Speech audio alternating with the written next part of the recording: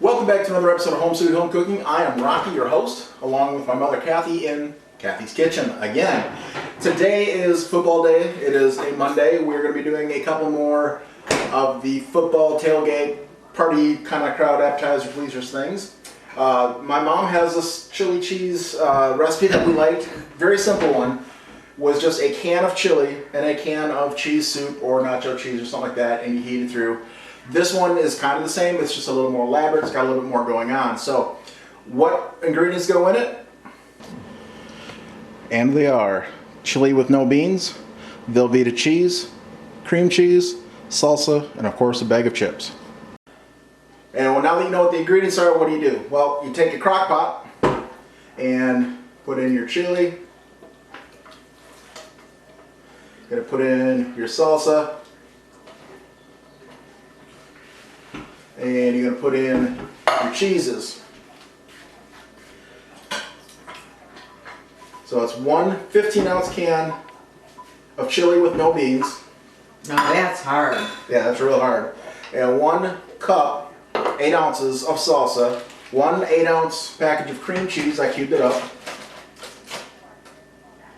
And a pound of Velveeta type cheese. We got all these ingredients for this recipe from Aldi's. We're just using their store brand stuff. They got all these chips and the cheese and all that was their brand. So this is the uber cheap version of it.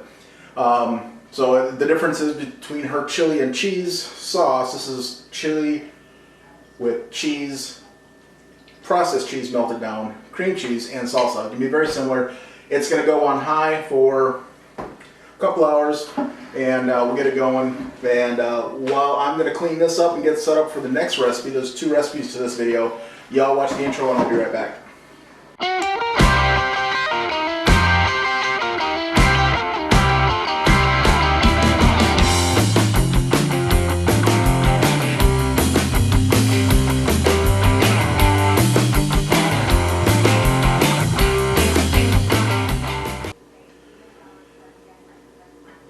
Alright, the crock pot's going. I'm getting that heated up. The next recipe we're doing is for buffalo wing poppers. Sounds like real simple. My mom and I both love jalapeno poppers. And this one isn't deep fried, it's going to be oven baked. And it's buffalo chicken, so it's got, buffalo wings, so it's going to have buffalo chicken in it. You're going to need some jalapenos, split, and you want to seed them. And these are pretty big, so we're not going to have a whole big platter. We're just going to have a lot of big ones on there. So I can't really give you an estimation of how many it's going to take. To a bowl, you're going to add 8 ounces of softened cream cheese. Going to add 1.5 cups of shredded mozzarella. 1 cup of diced cooked chicken. I think this is turkey. It came out of the freezer, leftovers. It doesn't matter for us. We're not picky. Turkey, chicken, it's all pretty much the same. It's poultry to us.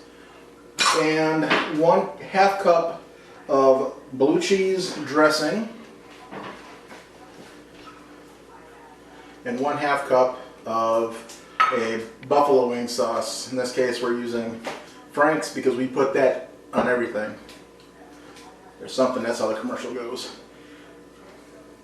I'm just going to give this a quick mix.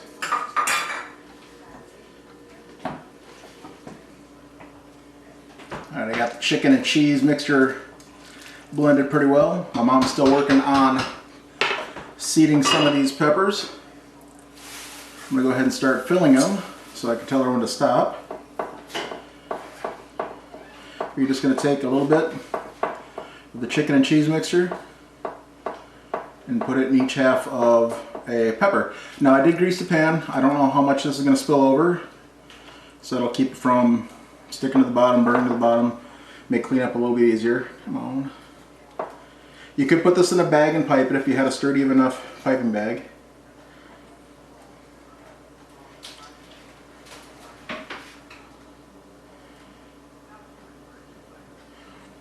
I'm trying to keep them somewhat neat here. Not going to work. Try a little less in each one.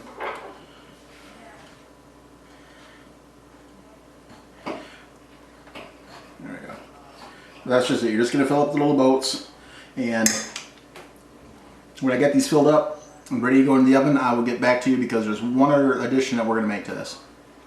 Now, last but not least, we want that little bit of a crunchy topping like you would if you had a fried popper. So we took some Ritz crackers, just butter rounds, put them in a bag, hit them with a rolling pin, melt a little bit of butter.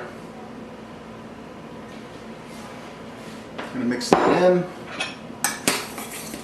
You could use panko breadcrumbs, regular breadcrumbs, club crackers, saltines, and a little bit of butter.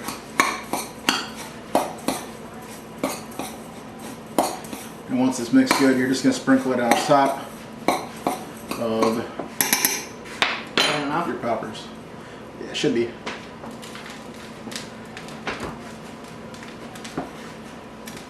You don't need a thick coat, just enough to give it a little crunch.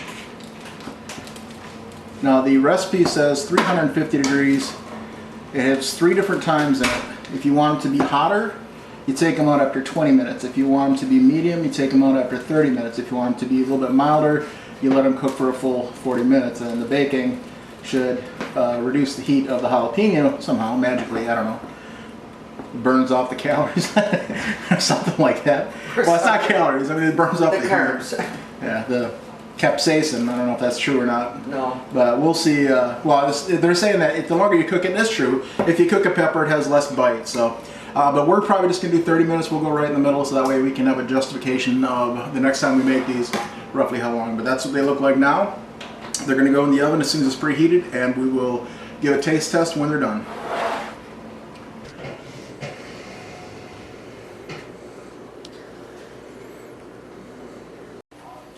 And here we go. They look delicious. It smells like jalapeno poppers in here. Let them cool down a little bit. We went for 30 minutes. Put them under the broiler for just a few to get a little bit of brown on the Ritz crackers. Cheers. Eat the other end first. Cheers and beers. Oh, that bite was good. Folks. No joke, these are pretty good. It's a jalapeno popper. Yeah. Now, I'm not a big fan of buffalo chicken, and this is good.